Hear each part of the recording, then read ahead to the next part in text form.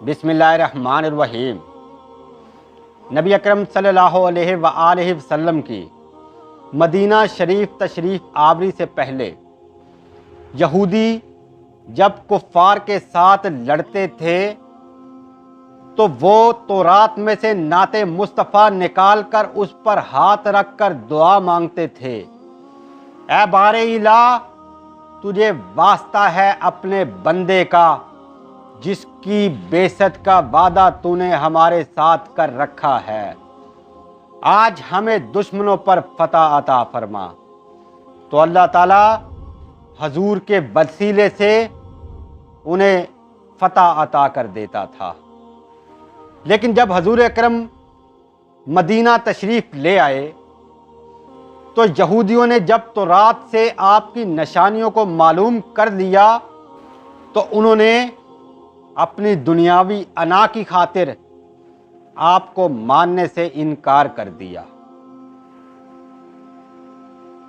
وہ کہتے تھے کہ آپ کو حضرت اسحاق علیہ السلام کی اولاد میں سے کیوں نہیں بھیجا، حضرت اسماعیل کی اولاد میں سے کیوں بھیجا ہے؟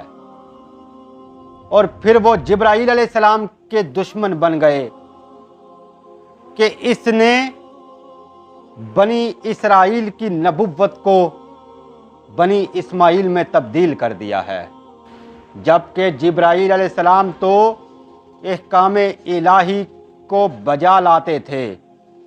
جبرائیل علیہ السلام کی کیا جرت تھی کہ اگر اللہ تعالیٰ کسی کو نبوت دینے کا ارادہ کرتا اور جبرائیل علیہ السلام کسی اور کو دے دیتے۔ یہ یہودیوں کی غلط سوچ تھی جو انہیں حضور اکرم صلی اللہ علیہ وآلہ وسلم پر ایمان لانے سے روک رہی تھی۔ اور یہودیوں کے کچھ لوگ کہتے تھے کہ یہ جو جبرائیل حضور پر وحی لاتا ہے یہ ہمارا پرانا دشمن ہے، اور وہ کہتے تھے کہ ہم اللہ کے محبوب ہیں، جنت ہمارے لیے بنائی گئی ہے، ہم اگر دوزخ میں بھی گئے تو صرف 40 دن کے لیے جائیں گے، جن میں ہم نے بچھڑے کی پوجا کی، یا دوزخ میں جانے سے پہلے ہمارے گناہوں کو بخش دیا جائے گا۔ آج ہمارے مسلمانوں میں بھی کچھ فرقے ایسے ہیں جو اپنے آپ کو بخشا بخشایا تصور کرتے ہیں، حالانکہ یہ ان کی غلط سوچ ہے۔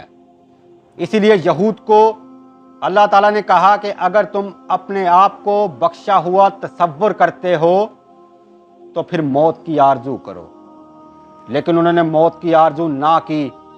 حضور اکرم صلی اللہ علیہ وآلہ وسلم نے ارشاد فرمایا کہ اگر وہ موت کی تمنا کر لیتے تو روئے زمین پر ایک یہودی بھی زندہ نہ رہتا، کیونکہ انہیں پتا تھا اپنی حرکتوں کا، انہیں پتا تھا کہ ہم جھوٹے ہیں، ہمیں دوزخ میں ڈالا جائے گا۔ وما علینا الا البلاغ المبین۔